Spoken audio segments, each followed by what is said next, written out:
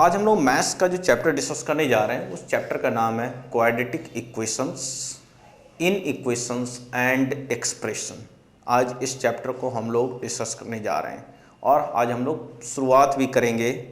हम लोग ये चैप्टर काफ़ी वैसे इम्पॉर्टेंट है, इससे कई सारे प्रॉब्लम्स हर साल मैथ्स में आते हैं और ऑन एन एवरेज यदि हम लोग पूरी एक एनालिसिस करें प्रीवियस ईयर आईआईटी को लेकर के, तो ऑन एन एवरेज इस चैप्टर से करीबन 8 to 10% क्वेश्चंस नॉर्मली आ जाते हैं, 8% के आसपास, और समटाइम्स 5% क्वेश्चंस आते हैं। बट इस चैप्टर का और कई दूसरे जगह पे भी यूज है, कई दूसरे चैप्टर्स में भी इसके काफ़ी ज़्यादा इसका यूज आता है।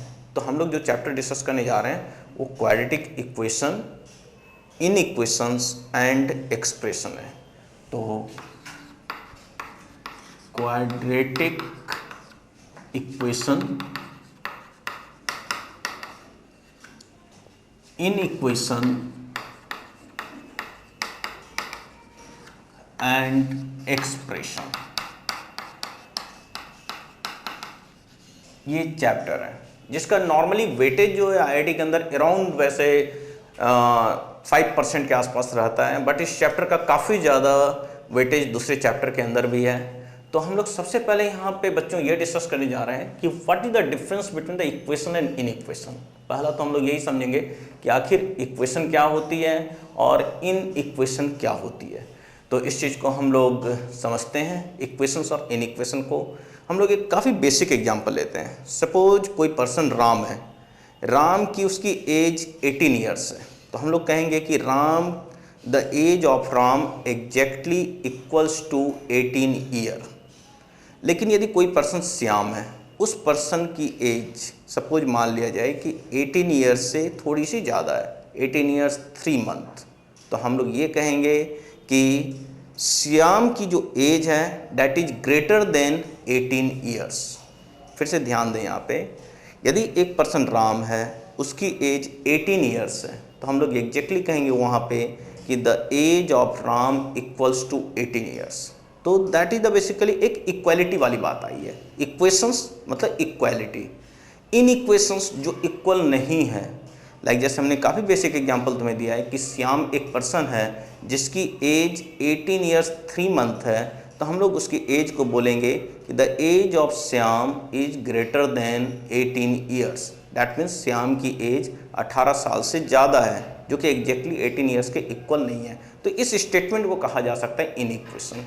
इसी तरह से हम लोग मैथ्स में लिखते हैं, मैथमेटिक्स में इसी तरह से सपोज मैं लिखता हूँ कि x equal to 5, x equals to 5, इस चीज़ को हम लोग कह सकते हैं यहाँ पे इक्वेशन कहेंगे, x इक्वल टू 5। लेकिन वहीं पे यदि मैं लिखता हूँ कि x ग्रेटर देन 5, तो दिस टाइप ऑफ जो इस चीज़ को हम लोग लिख रहे हैं ये कहलाएगा यहाँ पे in equation. This is called in equation, x greater then 5, या फिर हम लोग लिख सकते हैं यहाँ पे x greater than equal to 5, ये भी हो सकता है इस तरह का भी। या इसको हम लोग ये भी कर सकते हैं कि जो x की वैल्यू है, जो वेरिएबल x है, उसकी वैल्यू यहाँ पे 5 या 5 से ज़्यादा है, लेकिन यहाँ पे कहा जाएगा कि x जो वेरिएबल है उसकी वैल्यू 5 से ज़्यादा है। लेकिन जब यहाँ पे मैं बात करता हूँ तो यहाँ पे मैं कहूँगा कि x एग्जैक्टली इक्वल्स टू 5 है। तो दिस टाइप ऑफ, इसको हम लोग कहते हैं इक्वेशन और इसको हम लोग कहेंगे इन इक्वेशन।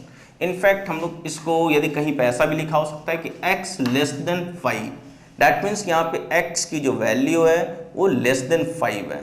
या फिर ऐसा भी कहा जा सकता है कि कहीं पे ऐसा भी हो सकता है कि x less than equal to 5। तो यहाँ पे x जो वेरिएबल है इसकी वैल्यू या तो 5 के इक्वल है या 5 से कम है। तो मैं इन सारी चीज़ों को वैसे हम लोग कहेंगे इन इक्वेशन,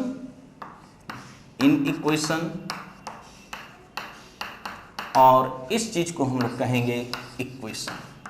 तो इस बहुत ही बेसिक एग्जाम्पल के थ्रू हमने इक्वेशन और इन इक्वेशन के बीच में अंतर समझा है, क्योंकि बच्चों को कई दफ़े इन्हीं के बीच के डिफरेंस को प्रॉपर्ली पता नहीं होता है। बहुत ही बेसिक चीज़ है, बहुत ही फंडामेंटल चीज़ है जिसको हमने समझा है। इक्वेशन इक्वालिटी से डिराइव हुआ है, इन इक्वेशन जो चीज़ इक्वल नहीं है। ठीक है बच्चों, तो हमने यहाँ पे इक्वेशन और इन इक्वेशन के बारे में बात किया। अभी हमारा सारा डिस्कशन वैसे इक्वेशन से रिलेटेड होगा, एंड देन जब इक्वेशन से रिलेटेड डिस्कशन खत्म हो जाएगी then will start with the inequation. तो हम लोग सबसे पहले जो डिस्कस करने जा रहे हैं वो इक्वेशन को डिस्कस करने जा रहे हैं। तो मैं अब यहाँ पे इक्वेशन के ऊपर बात करने जा रहा हूँ। तो अब ध्यान से सुनिएगा बच्चों यहाँ पे कि इक्वेशन को हम लोग कई वेरिएबल्स में लिख सकते हैं। ध्यान दीजिएगा बच्चों, अब हम लोग यहाँ पे इक्वेशन को कई सारे वेरिएबल में लिख सकते हैं। लाइक जैसे सपोज मैं लिखता हूँ 5x - 10 = 0, तो हम लोग कहेंगे ये इक्वेशन एक वेरिएबल में है, वो वेरिएबल x है। कहीं पे ऐसा भी हो सकता है कि 5x + 7y - 10 = 0। तो हम लोग यहाँ पे ये कहेंगे कि ये एक इक्वेशन है जिसके अंदर दो वेरिएबल है। This equation will contain two variables x and y। इसी तरह से एक इक्वेशन में 3 वेरिएबल भी हो सकते हैं, 4 वेरिएबल भी हो सकते हैं, डिपेंड करता है ये कैसा सिचुएशन एराइज हुआ है। तो मैं ये समझाना चाहता हूँ कि this is the equation which will contain 1 variable x, this is the equation which will contain 2 variable x। ये सब मैं इसलिए समझा रहा हूँ क्योंकि इसकी बेसिकली यूज होती रहेगी आगे जा करके। कहीं कहीं टर्म यूज होते हैं कि this equation will contain 1 variable, this equation will contain 2 variables. तो आपको इसका मीनिंग समझ में आना चाहिए। तो एक तो हमने ये भी बहुत बेसिक चीज़ को हमने पहले समझा है कि इक्वेशन कोई भी इक्वेशन कितने वेरिएबल में हो सकता है। अब हम लोग आगे जो ज़्यादातर डिस्कस इस पूरे चैप्टर में करेंगे वो डिस्कशन हमारा मोस्ट ऑफ द जगह पे equations that will contain 1 variable, equation that will contain 1 variable, मतलब ज़्यादातर जगह पे हम लोग इस तरह के ऊपर बात करेंगे that equation will contain 1 variable. अब नेक्स्ट यहाँ पे बच्चों यहाँ पे ये बात है कि इक्वेशंस कई तरह के होते हैं। जैसे एक तरह का इक्वेशन होता है लीनियर इक्वेशंस, एक होता है आपका इक्वेशन लाइक क्वाड्रेटिक इक्वेशन, एक इक्वेशन होता है आपका क्यूबिकल इक्वेशन। तो इस तरह से कई इक्वेशंस होते हैं। अब इसका भी हम लोग समझ लें मतलब क्या है। यदि मैं सपोज लिखता हूँ, जैसे अभी एक एग्जाम्पल लिखा 5x - 10 = 0, तो ये इक्वेशन ऐसा है जो x वेरिएबल x में है और x के ऊपर जो पावर है इस इक्वेशन का एट द मोस्ट 1 है। तो हम लोग इस इक्वेशन को कहेंगे कि this is called the linear equation, this is called the linear equation. तो मैं लीनियर इक्वेशन को हम लोग कैसे रिप्रेजेंट कर सकते हैं? जनरल रिप्रेजेंटेशन दी जा सकती है ax + b = 0, ax + b = 0। This is the basically general representation of the linear equation, this is the general form of linear equation, जिसको हम लोग यहाँ पे कई जगह पे इक्वेशन को सिंपली लिखा जाता है e⁻⁴ इस तरह से कर देते हैं, मतलब ये लिखने का तरीका है। तो लीनियर इक्वेशन इस तरह से मैं लिख सकता हूँ आगे जा करके। तो ax + b = 0, this is the basically general representation of the linear equation, जहाँ पे यहाँ पे क्या है x एक वेरिएबल हो गया, दैट मीन्स ये लीनियर इक्वेशन एक वेरिएबल x में है, राइट बच्चों। नेक्स्ट पॉइंट यहाँ पे क्या है, क्या a की वैल्यू 0 होगी? तो हम लोग कहेंगे a की वैल्यू कभी भी 0 नहीं होगी, a की वैल्यू कभी भी 0 के इक्वल नहीं होगी। सपोज a 0 हो जाता है तो क्या होगा? तो इस केस में b = 0 आ जाएगा, जिसकी लीनियर इक्वेशन का कोई वहाँ पे वेरिएबल नहीं है। सपोज मान लिया जाए कि a 0 हो जाए, मैंने कह दिया तुम लोगों को कि a 0 नहीं होना चाहिए, बिल्कुल ठीक है। इसमें कि लीनियर इक्वेशन तभी एग्जिस्ट करेगा जब a 0 नहीं हो, लेकिन a 0 हो जाए तो उस केस में क्या होगा? b = 0। क्या एज सच इस तरह का कोई इक्वेशन होता है? ये इसका कोई मतलब नहीं बनता। यहाँ पे एज सच कोई वेरिएबल नहीं है। ax + b, x यहाँ पे वेरिएबल है। यदि आप a 0 कर देते हैं तो उस केस पे वेरिएबल x यहाँ पे आपका नहीं आ पाएगा, इसलिए हम लोग a को कभी भी 0 नहीं रखेंगे। दूसरी बात, नेक्स्ट पॉइंट यहाँ पर ये, तो a = 0 का मतलब हो गया यहाँ पे a 0 आ जाता है तो लिखते हैं a 0 रखने पे तो b 0 आ जाती है।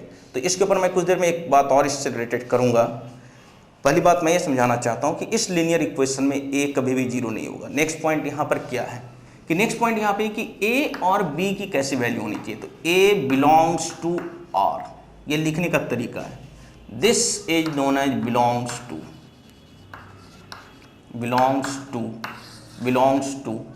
a belongs to r real number. हम लोग नंबर सिस्टम के ऊपर भी इसी चैप्टर के अंदर थोड़ा सा डिस्कशन करेंगे, कुछ डिस्कशन होएगी नंबर सिस्टम के ऊपर, जहाँ पे मैं रियल नंबर के बारे में और भी बात करूँगा। अभी आज जानते हैं इस बात को, रियल नंबर -1, 0, 3/5, 7/5, ये तो a belongs to real number, ये बिलोंग्स टू है, मतलब a की वैल्यू जो होनी चाहिए हमेशा एक रियल नंबर होनी चाहिए। इसी तरह से हम लोग कहते हैं कि b will also belong to real number. तो ध्यान से देखिए आप, लीनियर इक्वेशन का general representation ax plus B equal to 0 है, जहाँ पे a कभी भी 0 नहीं होना चाहिए और a बिलोंग्स टू r होना चाहिए और b बिलोंग्स टू r होना चाहिए, जहाँ पे r रियल नंबर है। तो मैं लीनियर इक्वेशन के ऊपर मैंने थोड़ा सा फोकस किया है कि what is the basically linear equation, और a की वैल्यू यहाँ पे 0 कभी भी नहीं होनी चाहिए यदि इस लीनियर इक्वेशन को एग्जिस्ट करना है तो। एक बात, दूसरी बात अब ध्यान देना आप लोग यहाँ पे कि यदि सपोज a इक्वल टू 0 हो जाए, b भी 0 हो जाए, सपोज मैं ऐसा लेता हूँ a इक्वल टू 0 अब b इक्वल टू 0, तो हम लोग इस चीज़ को ऐसे लिख सकते हैं 0x प्लस 0 इक्वल टू 0, बिल्कुल सही है ये। जिसको हम लोग ना कि लीनियर इक्वेशन तो नहीं बोलते हैं, लेकिन इसको हम लोग कह सकते हैं आइडेंटिटी, इसको हम लोग कह सकते हैं आइडेंटिटी। अब हम लोग ये समझेंगे कि इक्वेशन और आइडेंटिटी में क्या डिफरेंस होता है। इक्वेशन और आइडेंटिटी में क्या डिफरेंस होता है, ध्यान दीजिएगा। यदि मैं इस लीनियर इक्वेशन को सॉल्व करूं, ax plus B equal to 0 को मैं सॉल्व करूं, तो मुझे जो है x की एक पर्टिकुलर वैल्यू मिलेगी। क्या मिलेगी, देखिए ax प्लस बी को मैं यदि सॉल्व करता हूं तो x को मैं लिख सकता हूं माइनस बी बाई ए। इस बात को आप आराम से लिख सकते हैं, x equal to minus B by a. एक लीनियर इक्वेशन की एक ही वैल्यू x होगी जिसपे कि ये सेटिस्फाई होएगा। दैट मीन्स एक लीनियर इक्वेशन की जो वेरिएबल x है उसमें एक ही पर्टिकुलर वैल्यू x की आएगी जिसपे ये एक इक्वेशन सेटिस्फाई होएगा, जो कि यहाँ पे आया x equal to minus B by A. But identity में क्या हो सकती है, यदि सपोज मैं x की वैल्यू 1 डालूं तब भी ये सेटिस्फाई हो रहा है, यदि x की वैल्यू मैं 2 डालूं तब भी सेटिस्फाई हो रहा है।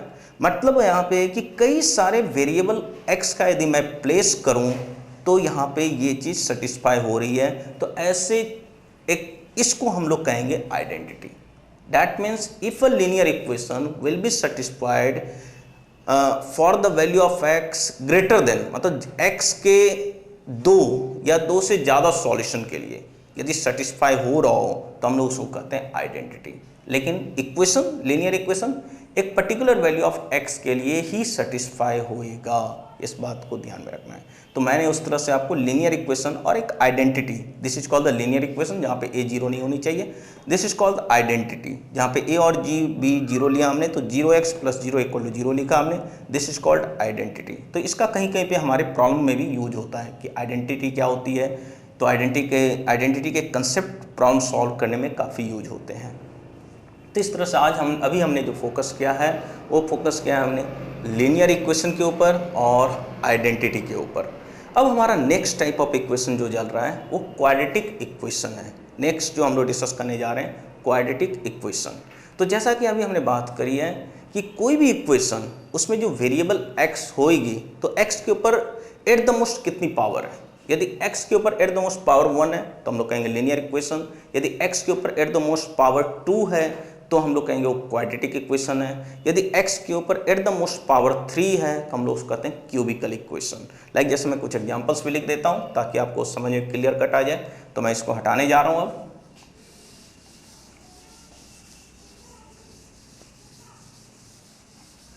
लीनियर इक्वेशंस और आइडेंटिटी, इन दोनों में आपको डिफरेंस समझ में आना चाहिए, इक्वेशंस और आइडेंटिटी में। लाइक जैसे मैं लिखता हूँ यहाँ पे, अब एक एग्जांपल मैं लेता हूँ 5x² minus 7x plus 3 equal to 0। आप ध्यान से देखें यहाँ पे क्या है कि इस इक्वेशन में जो कि एक वेरिएबल x में है, x के ऊपर एट द मोस्ट पावर 2 है, तो हम लोग कहेंगे कि ये एक क्वाड्रेटिक इक्वेशन है। वहीं पे मैं एक और एग्जांपल लेता हूँ। सपोज मैं लिख दिया 5x³ plus 7x minus 9x plus 3 equal to 0। तो मैं यहाँ पे कहूँगा कि ये क्यूबिकल इक्वेशन है। अब मेरे ख्याल से आप लोगों को लीनियर इक्वेशन, क्वाड्रेटिक इक्वेशन और यहाँ पे क्यूबिकल इक्वेशन का पूरा डिफरेंस समझ में आ गया होगा। अब हमारा मेन फोकस जो इस चैप्टर के अंदर है वो क्वाड्रेटिक इक्वेशन से रिलेटेड है। मेन फोकस हम लोग जो करने जा रहे हैं वो क्वाड्रेटिक इक्वेशंस हैं। तो हम लोग क्वाड्रेटिक इक्वेशन पे अब शिफ्ट कर रहे हैं। अब हमारा मेन डिस्कशन क्वाड्रेटिक इक्वेशंस का है। तो मैं क्वाड्रेटिक इक्वेशंस को जनरल कैसे रिप्रेजेंट कर सकता हूँ, कैसे लिखते हैं हम लोग। तो हम लोग लिखते हैं ax² plus bx plus c equal to 0। ax² plus bx plus c equal to 0, जहाँ पे अब आप लोग खुद सोच सकते हैं कि यदि ये क्वाड्रेटिक इक्वेशन को एग्जिस्ट करना है तो a कभी भी 0 नहीं हो। फिर से वही बात आती है यदि a 0 हो जाएगा तो ये टर्म 0 हो जाएगी, उस केस में हमारे पास bx प्लस सी रह जाएगा, और bx प्लस सी 0 हो गया तो वो लीनियर इक्वेशन होगा। तो ये क्वाड्रेटिक इक्वेशन को एग्जिस्ट करना है तो a डेफिनेटली 0 नहीं होना चाहिए। आपके दिमाग में ये बात चली गई होगी, तो a नहीं 0 के इक्वल नहीं होनी चाहिए, बट a जो है बिलोंग करना चाहिए रियल नंबर को इन द सेम वे। क्या आप सोच सकते हैं कि b 0 होगा? b 0 हो सकता है। यदि b 0 हो भी जाती है तो आपके पास ax square plus C equal to 0 रहेगा, ठीक है, तो तब भी वो क्वाड्रेटिक इक्वेशन है। क्या c 0 हो सकता है? तो c 0 हो सकता है, कोई दिक्कत की बात नहीं है इसमें। यदि c 0 हो जाता है तो आपके पास क्या इक्वेशन बनेगा? ax square plus bx equal to 0, तब भी वो क्वाड्रेटिक इक्वेशन है। राइट बच्चों, अब नेक्स्ट जो हम लोग ये डिस्कस करने जा रहे हैं कि फिर से मैं स्ट्राइक कर देता हूँ, a belongs to real number, b भी रियल नंबर होना चाहिए और c भी यहाँ पे रियल नंबर होना चाहिए। ये आपके दिमाग में चला गया कि ये नोटेशन जो यूज करी जाती है belongs to, r stands for real number, जिसके बारे में नंबर सिस्टम में डिस्कस करेंगे हम लोग। अब देखिए, अब ध्यान से देखिए आप लोग यहाँ पे कि सपोज मैं a 0 ले लेता हूँ, b भी 0 ले लेता हूँ और c भी 0 ले लेता हूँ, तो क्या होगा? तो उस केस में 0x square plus 0x plus 0 equal to 0। क्या हम लोग इसको कहेंगे क्वाड्रेटिक इक्वेशन?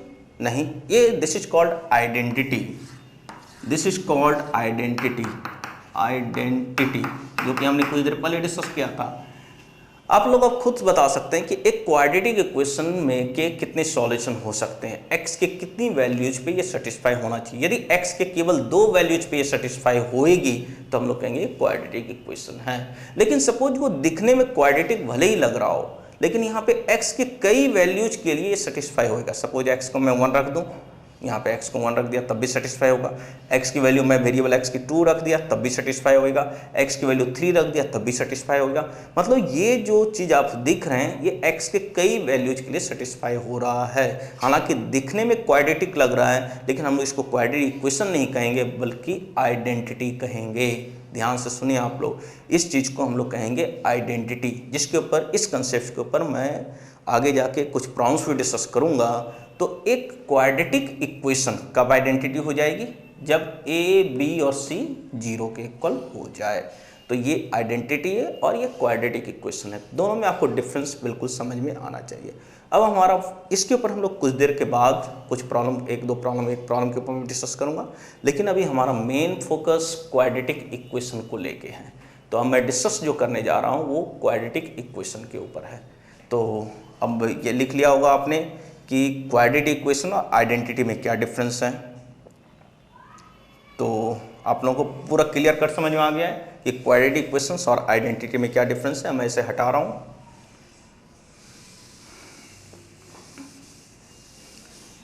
अब आपको ये समझ में आ गया है कि a 0 के इक्वल नहीं होना चाहिए, a, b, c तीनों बिलोंग करना चाहिए r को। तो इतना ऐसे ना लिख करके हम लोग समटाइम्स ये भी लिखते हैं कि a, b, c all belongs to real number r। अब आप ध्यान दीजिएगा आप लोग, ये एक क्वाड्रेटिक इक्वेशन है और ये क्वाड्रेटिक इक्वेशन x के 2 वैल्यू के लिए सेटिस्फाई होएगा। उस 2 वैल्यू ऑफ x को हम लोग कहते हैं रूट्स ऑफ द इक्वेशन, हम लोग उसको कहते हैं यहाँ पे रूट्स ऑफ द इक्वेशन। तो इस क्वाड्रेटिक इक्वेशन के कितने रूट्स होंगे? 2 रूट्स होंगे। और मैं उन रूट्स के ऊपर आपने क्लास 10th में भी करा होगा, प्रीवियस क्लास में भी करा होगा, तो मैं डायरेक्टली इनके रूट्स लिख देता हूँ। तो यदि मैं रूट्स लिखता हूँ तो x इक्वल टू, यहाँ पे जो x का सॉल्यूशन लिखा जाएगा वो लिखा जाएगा -b plus minus root over b square minus 4ac divided by 2a। ये इस क्वाड्रेटिक इक्वेशन का सॉल्यूशन है, ये इस क्वाड्रेटिक इक्वेशन का सॉल्यूशन है। तो यहाँ पे एक्चुअली 2 सॉल्यूशन आपको दिखेंगे। एक सॉल्यूशन को मैं रिप्रेजेंट कर सकता हूँ अल्फा से, दूसरे को बीटा से। तो एक सॉल्यूशन को मैं अल्फा से रिप्रेजेंट किया, alpha equal to -b plus root over b square minus 4ac divided by 2a। ये एक सॉल्यूशन है, दैट मीन्स अल्फा इसका एक रूट हुआ। दूसरे रूट को जो हम लोग लिखेंगे बीटा लिखेंगे और इसको हम लोग लिखेंगे -b minus root over b square minus 4ac divided by 2a। तो इस तरह से आपके पास दो रूट्स आ गए इस इक्वेशन के, इस क्वाड्रेटिक इक्वेशन के, एक अल्फा आया और दूसरा बीटा आया। काफ़ी इंपॉर्टेंट है ये, डायरेक्टली आपको याद ना आना, बहुत ही फंडामेंटल चीज़ है, आपको पता ही होगा। हम लोग मेन इसकी एप्लीकेशन के ऊपर बात करेंगे कि कैसे कैसे इसी के ऊपर बेस्ड प्रॉब्लम आईआईटी में पूछे जाते हैं। तो alpha and beta are the two roots. अब आप बेसिक चीज़ एक और करते हैं कि सपोज मुझे sum of alpha and beta निकालना है, that means sum of two roots. यदि मैं सपोज निकालना चाहता हूँ sum of two roots, that means मुझे निकालना है अल्फा प्लस बीटा। तो आप ध्यान से देखें, दोनों को आप एडअप कर देंगे, बहुत ही बेसिक चीज़ है। यदि आप दोनों को एडअप करते हैं तो उस केस में ये और ये कैंसल आउट हो जाएगा, ये आपको दिख रहा होगा, मैं करके भी दिखा देता हूँ।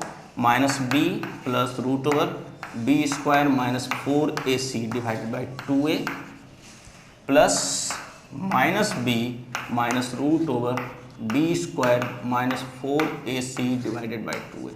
आपने इन दोनों को ऐडअप कर दिया। अब बहुत ही बेसिक है, जो आप ऐडअप करेंगे तो एडिशन करने के बाद ये और ये खत्म हो जाएगा, माइनस बी मिलकर माइनस 2b देगा, नीचे 2a है तो it will be written as minus B by a. आप लोग बड़े आसानी से देख सकते हैं, कोई बड़ी बात नहीं है इसमें। इसमें अल्फा प्लस बीटा का आप देख सकते हैं कि sum of two roots minus B by a आपको दिख रहा होगा, इसमें कोई दिक्कत की बात नहीं है। अब आप इस चीज़ को बिल्कुल याद रखें कि सम ऑफ टू रूट्स जो होती है अल्फा प्लस बीटा जो होती है वो माइनस बी बाई ए के इक्वल होती है।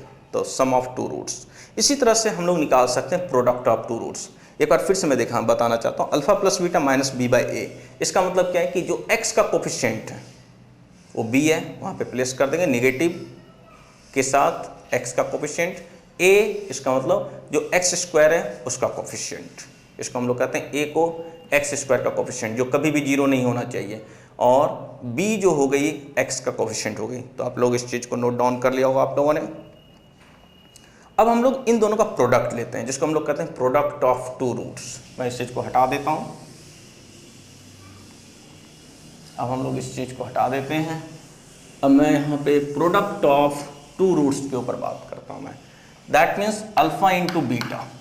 तो हम लोग इन दोनों को मल्टीप्लाई कर देते हैं, बहुत ही आसान, minus B plus root over B square minus 4ac by 2a और minus B minus root over B square minus 4ac by 2a। इन दोनों का आप मल्टीप्लाई कर दें सिंपली, बहुत ही आसान है, कोई बड़ी बात नहीं है इसमें।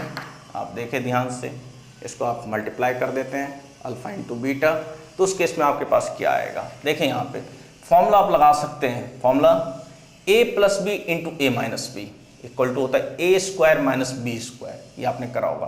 तो माइनस बी, ये सपोज ध्यान से देखिए, और ये माइनस बी है तो मैं लिख दूंगा ये माइनस बी का whole square minus root over B square minus 4ac का whole square divided by 4a square, नीचे वाले टर्म को।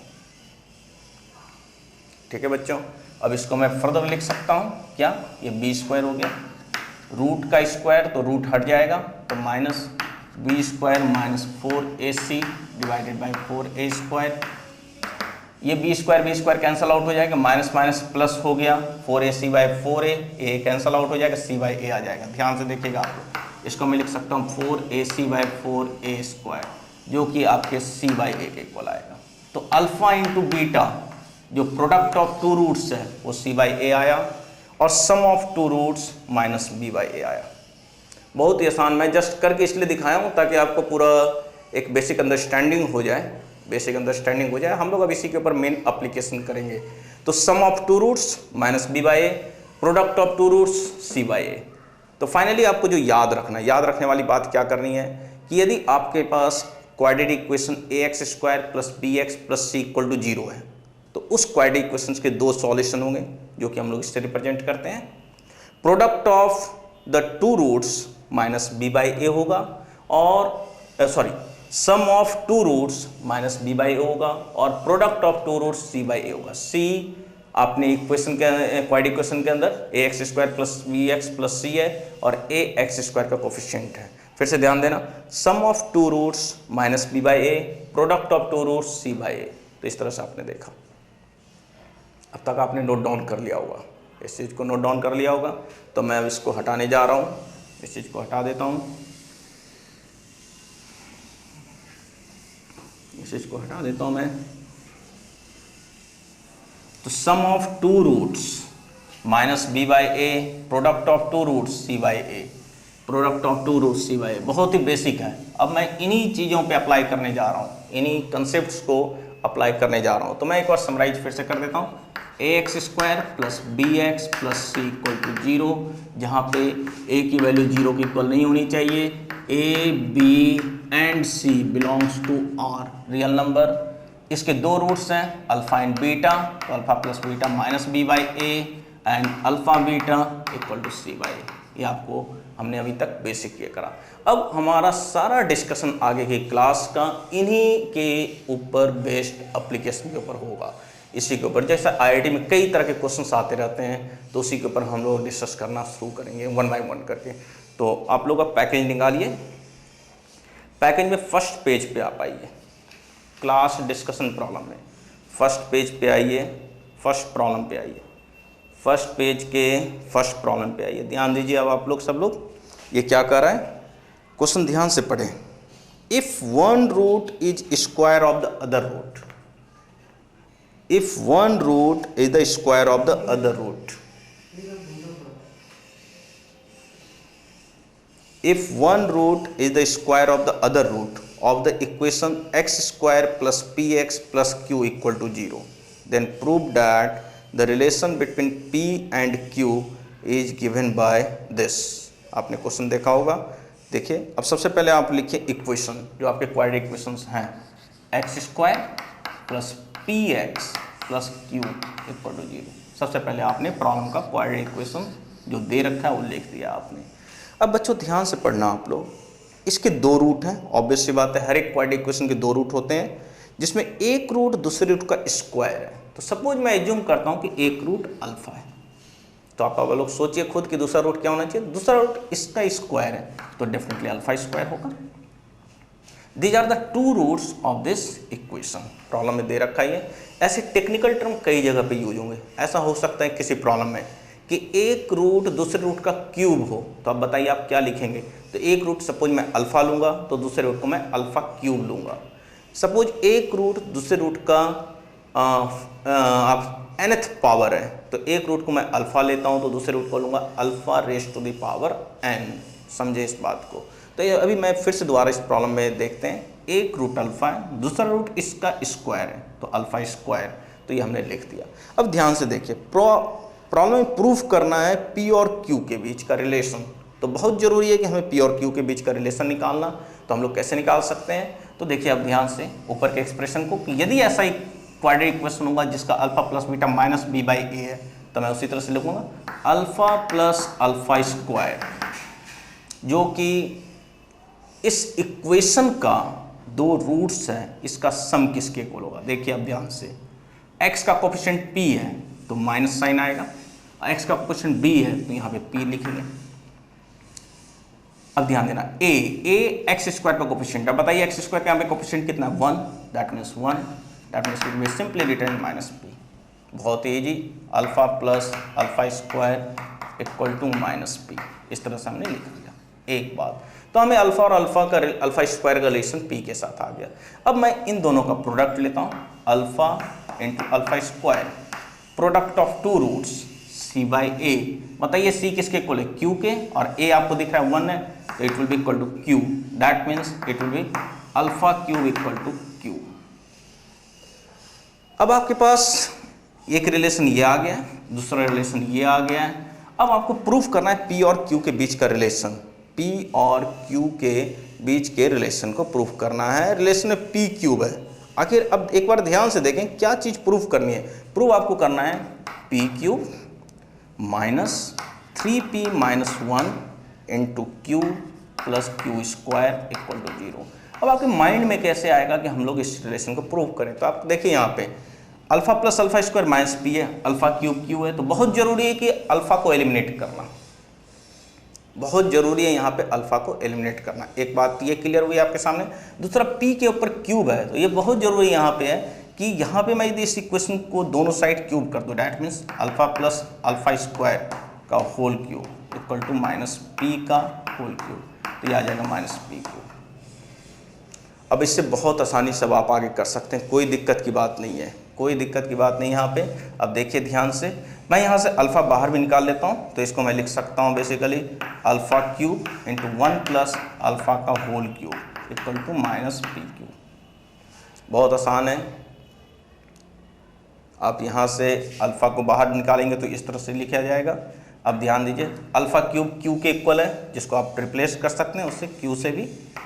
अब मैं यहाँ पे फॉर्मूला लगा दूंगा ए प्लस बी के होल क्यूब का, जो कि आपको आइडिया होगा कि ए प्लस बी का होल क्यूब किसके इक्वल होता है, a cube plus b cube plus 3ab into a plus b. ये फॉर्मूला आपके टिप्स पे होना चाहिए, बहुत दफ़े यूज होएगा।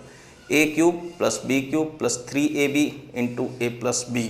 तो देखिए अब आप लोग, तो मैं इसी के लिखूँगा, ये ए प्लस बी तो 1 plus alpha cube plus 3 alpha into 1 plus alpha. ध्यान दीजिए सब लोग, equal to minus P Q. बहुत आसान, कोई दिक्कत की बात नहीं है। देखें ध्यान से स्टेप को, बस मैं इस फॉर्मूले को यूज करके इस तरह से लिख दिया। फिर से मैं अल्फ़ा क्यूब की जगह क्यू लिख सकता हूँ। और ध्यान दीजिए, अल्फ़ा इंटू 1 प्लस अल्फ़ा किसके इक्वल है बच्चों, माइनस पी के। Alpha plus alpha square minus B, यही चीज़ है वो, अल्फ़ा प्लस अल्फ़ा स्क्वायर जो कि माइनस बी के इक्वल है। तो मैं इसको लिखूँगा Q into 1 plus alpha cube की जगह क्यू प्लस यहाँ पे alpha plus alpha square minus P, तो माइनस पी रखेंगे तो ये हो जाएगा माइनस 3p। और इस चीज़ को मैं इधर ले आता हूँ तो plus P cube equal to 0। ये देखिए अब ध्यान से, अब इस इक्वेशन को थोड़ा सा सिंप्लीफाई करना है, जिससे कि आप वो रिजल्ट प्रूव हो जाएगा। कोई इसमें बड़ी बात नहीं है, उस रिजल्ट को प्रूव करना बहुत ही आसान है, कोई दिक्कत की बात नहीं है। आपको जो प्रूफ करना है वो है पी क्यूब, जो कि आपका ये टर्म आ गया, क्यू स्क्वायर, ये क्यू स्क्वायर हो जाएगा। और ये देखिए ध्यान से, minus 3p into Q plus Q, जो कि वही रिजल्ट आ रहा है। देखिए ध्यान से, मैं इस चीज़ को ओपन कर देता हूँ, तो मैं इस चीज़ को लिख सकता हूँ पी क्यूब फिर plus Q minus 3p Q plus Q square equal to 0।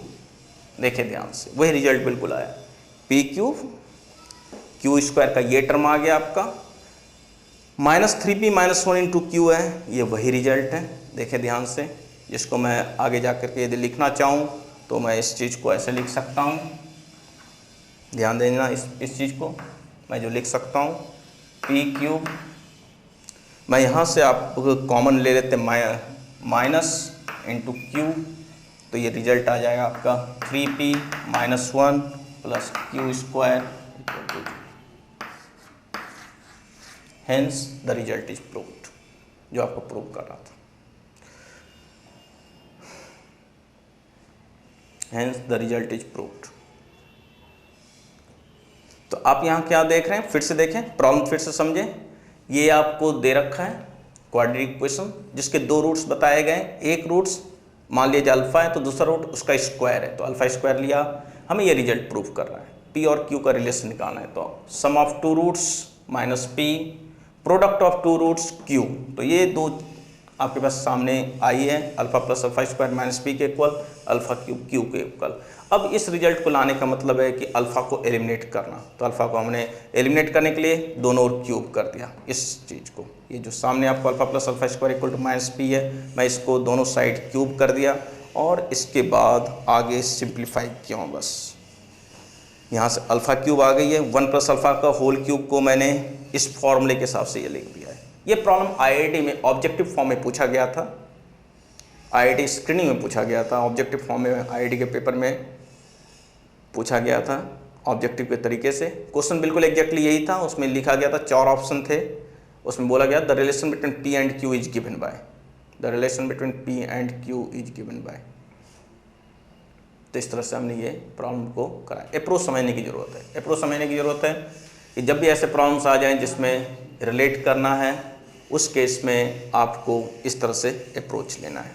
हालांकि कोई बच्चा ये भी सोच सकता है कि मैं अल्फ़ा को एलिमिनेट करना है, तो आप और भी तरीके हो सकते हैं एलिमिनेट करने के, और भी तरीके हो सकते हैं एलिमिनेट करने के। उससे भी यदि घर पे आप करना चाहें तो उसे कर सकते हैं, कोई दिक्कत की बात नहीं है। तो मैं अभी हटाने जा रहा हूँ, सबने नोट डाउन कर लिया होगा।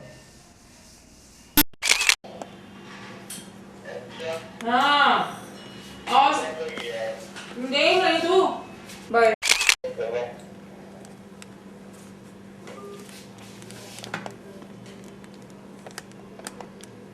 प्रॉब्लम है जो कि हमने यहाँ पे डिस्कस किया है बच्चों। तो अब कोई बच्चा ऐसा भी कर सकता है कि यहाँ पे X square plus P X plus Q equal to 0, जो कि आपके पास यहाँ पे आया है। सेम प्रॉब्लम मैं थोड़ा सा बता देता हूँ फिर से, कि आप ये दूसरे तरीके से करना चाहो तो कर सकते हो। इसमें आप ये कर सकते हैं कि आपको पता है कि alpha plus alpha square equal to minus P है और alpha cube equal to Q है। तो घर पे आप ऐसे ही कर सकते हैं, alpha equal to Q raise to the power 1/3 ये लिखा जा सकता है, जो कि आपको आइडिया है सबको। Alpha equal to Q raise to the power 1/3 exponent की प्रॉपर्टी। और ये चीज़ यहाँ पे डाली जा सकती है, Q raise to the power 1/3 plus Q raise to the power 2/3 equal to minus P. इस तरह से करी जा सकती है। फिर आप इसी चीज़ को आप सिंप्लीफाई कर सकते हैं बाय टेकिंग क्यूबिकल। अब ये मैं आपको आगे के लिए घर के लिए छोड़ दिया हूँ, और इस तरह से आप सॉल्व करें घर पे, और definitely you will get the answer. ऐसा हो ही नहीं सकता कि वो प्रूव नहीं हो। आप इस तरह भी इसे प्रूव कर सकते हैं। फिर इसमें आप फॉर्मूला लगा दें a प्लस बी का होल क्यूब का, ये माइनस पी क्यूब आ जाएगा। You will get the same result, definitely you will get the same result. तो हमने इस चीज़ को अब इस प्रोसीजर के थ्रू भी आप सॉल्व कर सकते हैं घर पे। तो दोनों तरीके से आप कर सकते हैं, दोनों तरीके से कर सकते हैं।